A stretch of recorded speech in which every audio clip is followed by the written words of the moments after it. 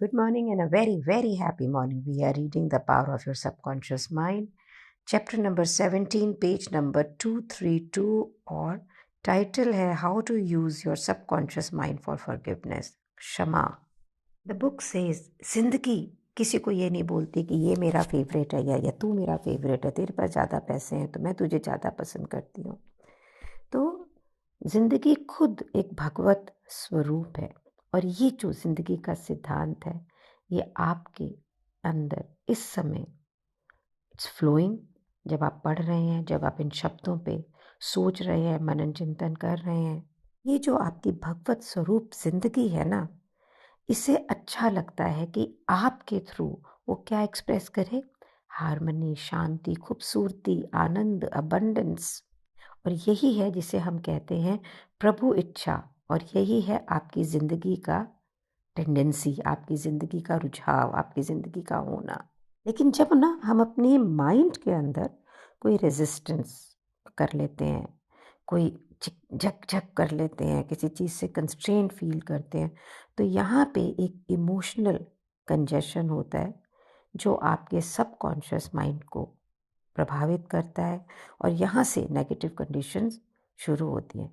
भगवान का कुछ भी लेना देना नहीं है किसी भी कायोटिक कंडीशन से, कोई भी नाखुशी वाले इंसिडेंट से. ये जितनी भी कंडीशन हमारी ज़िंदगी में आती है ना, ये जो मनुष्य जाति है, ये जब नेगेटिव और कंस्ट्रक्टिव सोचती है तभी होती है. तो इसके लिए ना भगवान को ब्लेम करना एक बहुत ही सीरियस मिस्टेक. तो हम में से ना बहुत सारे जने पता कैसे हैं, हम दोष देते हैं भगवान को. मेरी ज़िंदगी में ये हो गया, मैं बीमार क्यों हो गया, जितनी भी सफरिंग है दुनिया में ये तुम्हारे कारण ही है. तो एक ना ये हैबिट बन जाती है विक्टिम मोड में होने की. मेंटल रेजिस्टेंस हम क्रिएट करते हैं और यहाँ से जो फ्लो ऑफ लाइफ है ना आपका नेचुरल, वो रुकता है. बहुत से लोग अपनी बीमारियों के लिए ठाकुर जी को ब्लेम करते हैं, गुस्सा होते हैं भगवान के ऊपर. याद रखिए, ये ज़िंदगी ही भगवत स्वरूप है जिसे हम भगवान कहते हैं. बाकी तो ये नाम है संबोधित. तो जैसे जैसे ये हमारे नेगेटिव कॉन्सेप्ट होते चले जाते हैं ना, ऑटोमेटिकली हमारी लाइफ के अंदर नेगेटिव रिएक्शन होते चले जाते हैं और हम लोग को ये पता भी नहीं लगता है कि हम खुद अपने आप को पनिश कर रहे होते हैं. हमें सच्चाई को देखना है, हमें यहाँ से आज़ाद होना है. ये जितनी भी कंटेमिनेशन हम करते हैं, रिजेंटमेंट, गुस्सा जो हम करते हैं लोगों के प्रति, जो चीज़ हमें लगता है कि हमसे बाहर है उसके प्रति हम गुस्सा करते हैं. अगर हम इन चीज़ों को नहीं मैनेज करेंगे तो आप ये समझ लीजिए कि हम हेल्दी, हैप्पी, क्रिएटिव एक्टिविटीज़ में नहीं आ सकते हैं. जिस पल आप प्रभु को ऐसे मानने लग जाएंगे कि ये प्यार है, आप विश्वास करेंगे कि ये मेरे पिता हैं जो मेरी रक्षा करते हैं, मेरा ध्यान रखते हैं, मुझे गाइड करते हैं, मुझे ताकत देते हैं. और आपका विश्वास होगा कि ये ज़िंदगी के जो प्रिंसिपल हैं, जो सिद्धांत हैं, ये मेरे लिए ही बने हैं. तो सबकॉन्शियस माइंड ऐसी चीज़ें आपकी ज़िंदगी में क्रिएट करेगा कि आपको ये महसूस होगा कि मैं बहुत तरीक़ों से, काउंटलेस वे से ब्लेस्ड हूँ. बहुत ही पावरफुली ये बुक क्रिएट करती है कि ज़िंदगी के सिद्धांत जो है ना, उसके अंदर ना ख़त्म होने वाली क्षमा है आपके लिए. चाहे आप कुछ भी करते हो, आपने गलती से अपनी उंगली काटी, सबकॉन्शियस इंटेलिजेंस उसको अपने आप ठीक करती है, नए सेल बनाती है ताकि उसके ऊपर ब्रिज बन जाए. आपको कोई इन्फेक्शन हो जाता है फ्रॉम सम हार्मफुल ऑर्गेनाइजेशन, ज़िंदगी आपको क्षमा करती है और खुद ही उस इन्वेडर को भगा के अपने आप को ठीक करती है. अगर आप अपने हाथ को जला लेते हैं तो लाइफ प्रिंसिपल एडिमा को रिड्यूस करके नई स्किन दे के, टिश्यू दे के, सेल दे के आपको ठीक करती है. ज़िंदगी आपके लिए कोई ग्रज नहीं रखती है, ये हमेशा आपके साथ है. आपको हेल्थ, वाइटैलिटी, हार्मनी, शांति सब कुछ देती है. लेकिन ये होता कब है? जिस समय हम प्रकृति के साथ में हारमोनियस होते हैं, कोऑपरेटिव होते हैं. क्या चीज़ें आपके लाइफ प्रिंसिपल के फ्री फ्लो को रोकती है? नेगेटिव, दुख देने वाली यादें, कड़वाहट, ये जो अपने अंदर हम भर लेते हैं. जो फीलिंग ऑफ गिल्ट है, ये सब चीज़ों को हमको बैनिश कैसे करना है. यहाँ पे एक रियल लाइफ एग्जाम्पल है हैरियर जी का। हैरियर अपने ऑफिस में ना रात तक जग के बहुत सारा काम करती थी और ये एक्सपेक्ट करती थी कि उसके सुपीरियर, उसके कोवर्कर्स उसको बड़ी बड़ाई करेंगे, उसकी पीठ ठोकेंगे, पर ऐसा होता ही नहीं था। क्योंकि जब वो रात को इतनी देर तक काम करती थी तो किसी को मालूम ही नहीं था कि वो काम करती है। और दूसरी तरफ क्या हो रहा था, उसका पारिवारिक जीवन जो था वो बहुत ही मुश्किल में था। उसके दो बेटे और उसके पति को ये मालूम ही नहीं था कि वो कहाँ रहती है, वो कैसी दिखती है। कि एक बार तो उसके बेटे की जब गेम थी स्कूल के अंदर, वो उसको देखने भी नहीं गई और उसने ये पूछा भी नहीं कि वो गेम में हुआ क्या। हैरियट जोसेफ को मिलने तब आई जब उसके पति ने उससे डिवोर्स मांगा। और हैरियट ने जोसेफ ने उसको बार बार पूछा कि भी ऐसा क्या कारण है कि तुम इतना काम करती हो। पहले वो कहती रही नहीं, काम करना अच्छा होता है, बाकी लोग लेजी हैं।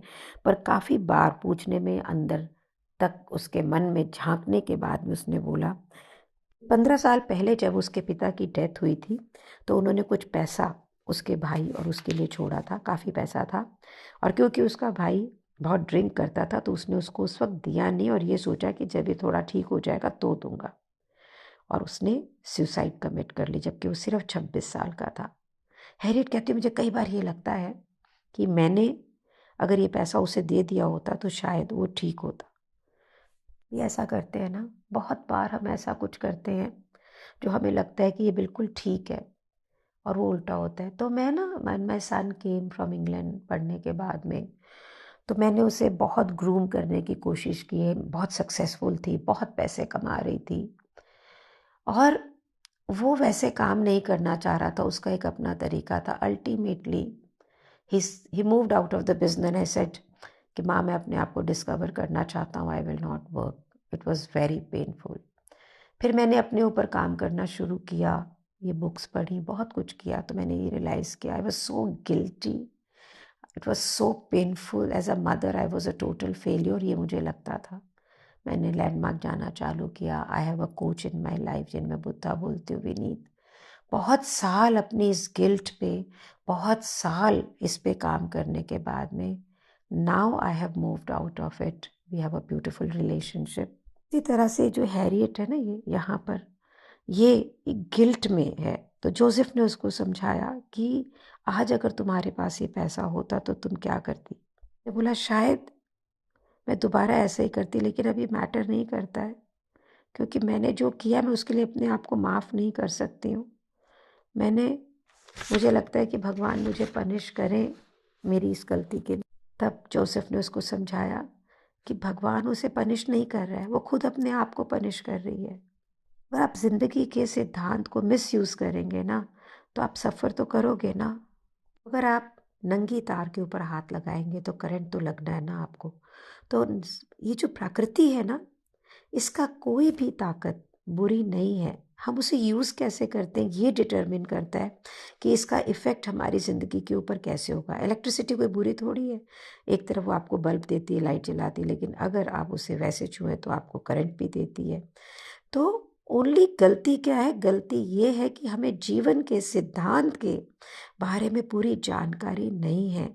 कोई भी पनिशमेंट अगर आपको अपनी ज़िंदगी में लगती है ना तो ये ऑटोमेटिक रिएक्शन है कि हम उसे मिसयूज़ कर रहे हैं इस सिद्धांत का। मेरे बेटे को अपने हिसाब से, अपनी ज़िंदगी के हिसाब से उसको रन करने की कोशिश की तो he moved out, he is with me now. But I really really worked on myself, and the credit goes to many people who are listening to these books. यहाँ पे कॉज एंड इफेक्ट को बताते हुए कहते हैं कि अगर आप केमिस्ट्री के किसी भी सिद्धांत को मिस यूज़ करेंगे तो हो सकता है आपकी वर्क प्लेस पे धमाका हो जाए। अगर आप अपने हाथ को बोर्ड पे जोर से मारेंगे तो आपके हाथ में खून निकलेगा। बोर्ड का तो कोई फॉल्ट नहीं है, फॉल्ट ये है कि आप उसे किस प्रकार से मिसयूज़ कर रहे हैं। इवेंचुअली जोसेफ कहते हैं मैंने हैरियट को ये रियलाइज़ किया कि भगवान और ये आपका जीवन किसी को कंडेम नहीं करता है, किसी को पनिश नहीं करता है। उसकी इसी तरह से हैरियट की जितनी भी सफरिंग थी वो उसके सबकॉन्शियस माइंड की रिएक्शन से थी। और रिएक्शन क्यों था, क्योंकि उसकी खुद की अपने प्रति नेगेटिव और डिस्ट्रक्टिव थिंकिंग थी। को यहाँ चाहिए क्या था, क्षमा। जिस चीज़ के लिए उसको लगता था मैंने गलत किया, लेकिन क्षमा का मीनिंग क्या है? क्षमा का मीनिंग है आप अपने आप को माफ़ करें, अपनी जो सोच है उसको डिवाइन लॉ के साथ में लेकर आए। सेल्फ कंडेमनेशन क्या है? ये एक तरह का हेल है, नर्क है, बॉन्डेज है, रिस्ट्रिक्शन है। और फॉरगिवनेस क्या है? एक तरह का स्वर्ग है। यहाँ पे हार्मनी है, पीस है। ग्रेजुअली हैरियट जोसेफ की बातों को सुना, हील हुई। नेक्स्ट टाइम जब वो चेकअप के लिए गई, अब उसके ऊपर कोई हाई ब्लड प्रेशर नहीं था, वो नॉर्मल थी। पता है हम लोग कितनी चीज़ों के लिए गिल्टी होते हैं, बहुत सारी चीज़ें। As a working mother I was guilty of not taking care of my children at that time, जिसमें कि घर में पैसे की ज़रूरत थी। मैं अपने आप को जस्टिफाई करती थी। कितने सालों मुझे ये लगा मैं अच्छी पत्नी नहीं हूँ, अच्छी बहू नहीं हूँ, अच्छी बेटी नहीं हूँ, अच्छी माँ नहीं हूँ। मर जाती थी काम करते करते सबके लिए, पर ऐसा ही लगता था। मुझे लोगों का प्यार एक्सपीरियंस नहीं होता था। और जब फिर मैंने अपने ऊपर काम करना शुरू किया, चीज़ों को अंडरस्टैंड करना शुरू किया, और ना जैसे विपाशना बोलती है, ये बुद्धि विलास नहीं होना चाहिए, ये एक्सपीरियंशियल लेवल पे आपके पास आना चाहिए। और उसका एक तरीका है ये बुक रीडिंग, बुक लिसनिंग, ताकि इन चीज़ों को अपनी ज़िंदगी में लाते हैं तो ग्रेजुअली ग्रेजुअली हम जितने भी ये लो लाइंग इमोशंस है इससे बाहर आ जाते हैं। Thank you so much for being in my life. कहने को मैं आपके लिए पढ़ती हूँ, पर ये मेरी लाइफ के अंदर बहुत तेज़ी से उतरता है।